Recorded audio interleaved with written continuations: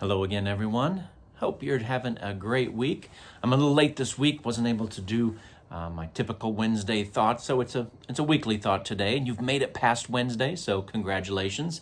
Here in Lincoln, we've had a cold week with some cold weather. Yesterday was just, we thought we were going to get snow.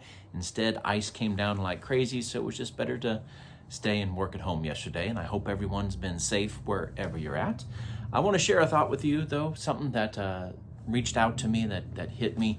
This week we've been starting a new sermon series looking at the book of Acts, and so last week I preached on Acts 1.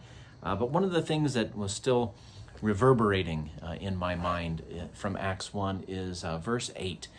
When we think about the scope of what we as followers of Jesus are supposed to do, the scope of it all that Jesus first gave to those early disciples is in verse 8. He says that you're going to be witnesses of me. Where are they going to do that? Well, first he said, Jerusalem, where you're at right now. That's where you're going to witness. And then it's going to grow from there. And you're not just going to witness in Jerusalem, but you're going to witness in Judea. And I'm sure they probably thought, okay, it's a lot, but we can do that. And then Jesus said, and to Samaria, which probably blew their minds a little bit because they're like, whoa, Samaria, huh? We don't really hang out with them much, but they probably thought about how Jesus related to Samaritan people and thought, okay, yeah, they're still pretty close to us. We can reach out to them too. And then Jesus says, and to the end of the earth. And I'm sure at that point, even though they'd seen wonderful miracles from Jesus, I'm sure they thought, oh, wait a second. Us? We're gonna, everything, the whole earth? And Jesus said, yeah, you're gonna witness everywhere. How are they going to do that? Well, that's why Jesus said, stay here and wait, because you can't do this on your own. Verse 8 says, when the Holy Spirit has come upon you, that's when you're going to do this. So I don't think the scope has changed much for us as Christians. The scope hasn't changed. We're supposed to be witnesses, sharing. We're not just supposed to be staring up in heaven, just looking for Jesus to return. We're supposed to be sharing Jesus with others and sharing his love, both to those that are nearby. Jerusalem, start here. Start where you're at. I'm in Lincoln. That's where I start. And then spread your influence out from there. And there are different ways to do that. And then go to those places that you wouldn't have even imagined going to, like Samaria.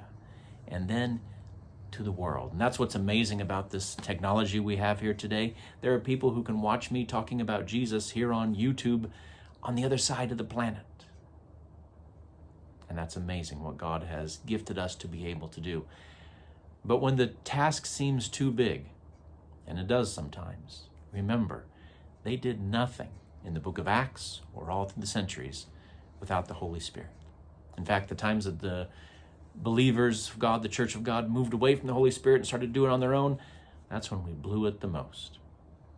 So remember, God has still called you today, here in 2023, to be a witness, to share his love with others. That doesn't mean you have to know everything. That doesn't mean you have to be able to parse Greek verbs and know everything that's in this book.